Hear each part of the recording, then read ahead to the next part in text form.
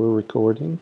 And what I want to do is I want to try to build this Google Maps into your web page.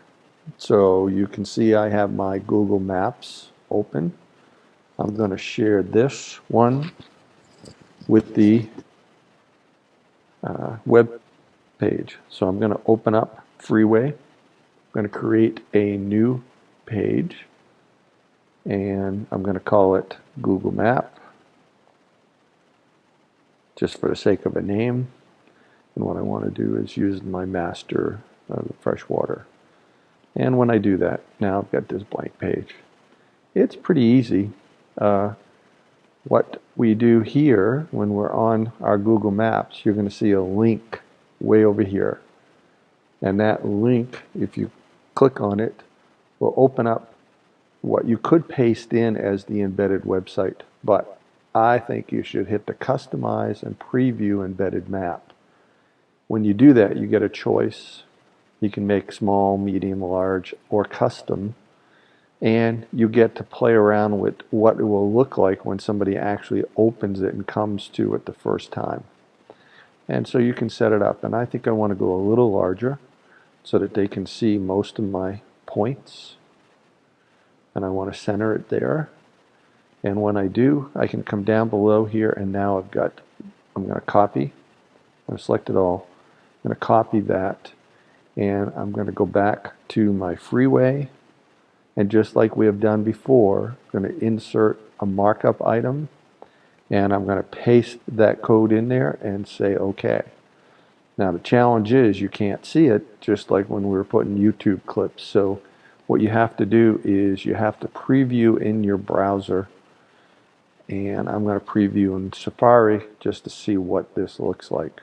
It takes a few seconds for it to build itself up, and we should see the Google Map.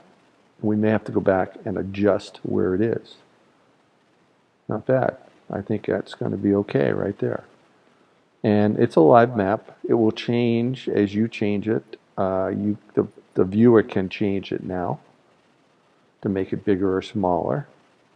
And every time the person goes there, if you add anything, it will be there. So as you make changes, you don't have to worry about updating it again. And of course, what you're going to want to do is from wherever your home page is, you're going to want to make a link. So what I'm going to do is I'm going to put just a little HTML here, and I'm going to make it a link. And what I'm going to say is Google